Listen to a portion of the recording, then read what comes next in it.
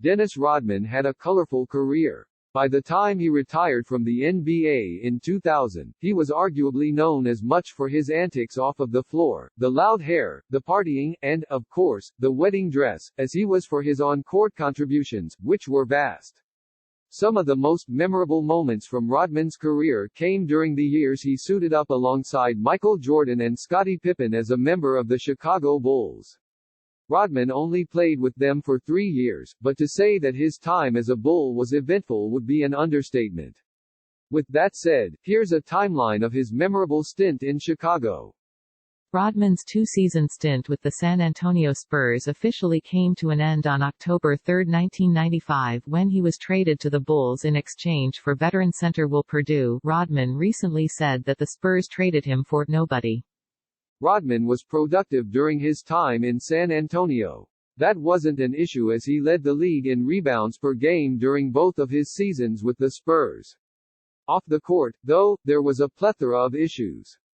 One in particular was Rodman consistently locking horns with the organization. Rick Gano of The Washington Post provided an apt summary of Rodman's ongoing issues in San Antonio on the day that he was moved to Chicago.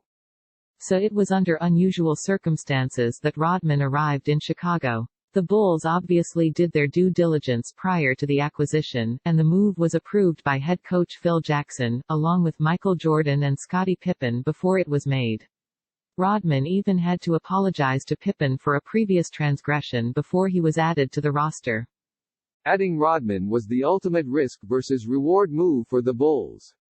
If things went well, Rodman could provide Chicago with some much-needed rebounding while it chased more championships. However, if the situation went south, the possibility of Rodman becoming a locker room cancer was one that the front office had to consider. In hindsight, it seems pretty safe to say that the gamble of signing Rodman paid off. It didn't take long for Rodman's addition to start paying dividends on the court for Chicago. The Worm totaled 20-plus rebounds 3 times during his first 6 games with the Bulls, and he recorded his first, and only, career triple-double against the Philadelphia 76ers on January 16, 1996. He finished the game with 10 points, 21 rebounds and 10 assists and helped lead the Bulls to a double-digit win while showing just how valuable he could be in the process. Rodman's first major transgression as a member of the Bulls came on March 16, 1996. On this day, Rodman was ejected from a game against the then New Jersey Nets in the first quarter after getting hit with 2 technical fouls. Rodman was assessed his first technical for slamming the ball onto the floor. The second one came as Rodman protested a foul that was called against him while fighting for a rebound. Rodman clearly wasn't happy with the ejection, and while expressing his dissatisfaction to referee Ted Bernhardt, his head made contact with Bernhardt's. Rodman then proceeded to rip off his jersey and shove over the sideline Gatorade cooler while continuing to berate the referees on his way to the locker room. It was quite the scene, which you can see below. Rodman was ultimately suspended for 6 games and fined $203,926. While he would eventually put the situation behind him, Rodman certainly didn't help his already muddied reputation with the incident. Sure, there were some bumps along the way, but on June 16, 1996, Rodman did exactly what he was brought to Chicago for, to help the Bulls win their 4th NBA title. The championship was the Bulls' first since Jordan returned from his stint as a baseball player. It would turn out to be the first of 3 in a row. In the closeout game of the '96 finals against the Seattle Supersonics, Rodman had 19 rebounds, 11 offensive, 9 points, 5 assists, 3 steals and 1 block, and his consistent energy helped propel the Bulls to victory. As you evaluate the series, Dennis Rodman won 2 basketball games, Sonics head coach George Karl said after Game 6, via NBA.com. We controlled Dennis Rodman for 4 games. But Game 2 and tonight, he was the reason they were successful. At the time, Rodman said that the series against Seattle was an opportunity for him to prove his doubters wrong, an opportunity that he capitalized on. It makes the game of basketball worthwhile for me, Rodman said of his impact on the series against the Sonics at the time. The last 4 years have pretty much been hell for me. It's been a transition. People have said I'm disruptive, I'm this, I'm that. I came back and proved everybody wrong. After winning his first title with the Bulls, Rodman didn't wait for the following season to make more headlines. In a move that garnered international media attention and became one of his most memorable publicity stunts, Rodman wore a full wedding dress and veil to a book signing in Manhattan while promoting his autobiography, Bad as I Wanna Be.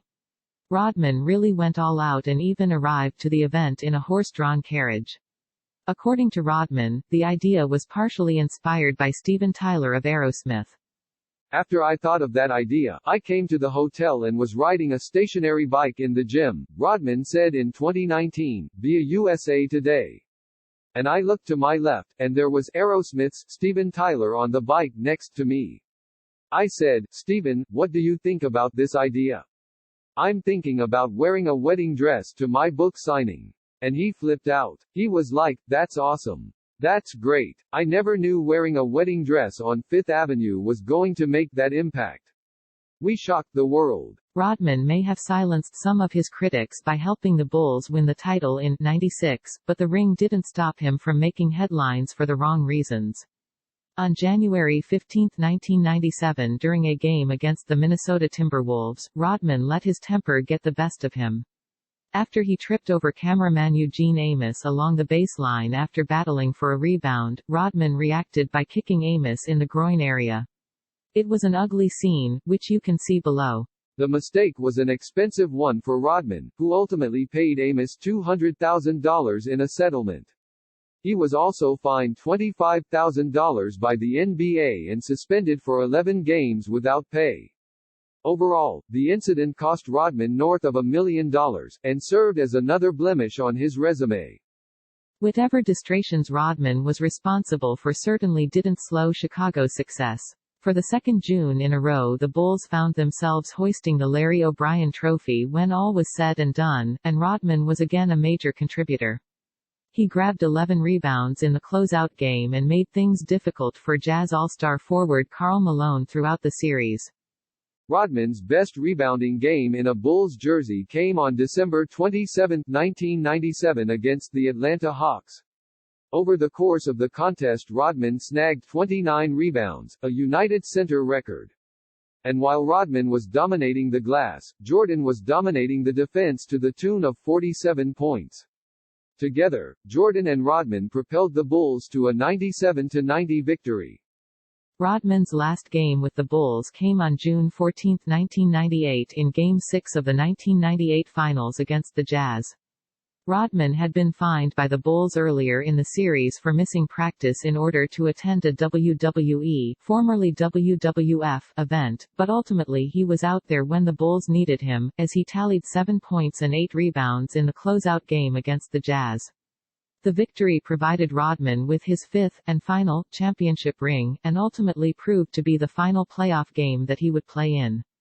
Rodman's run in Chicago came to an end on January 21, 1999 when he was released by the Bulls, as the team was in the midst of a complete overhaul at the behest of general manager Jerry Krause.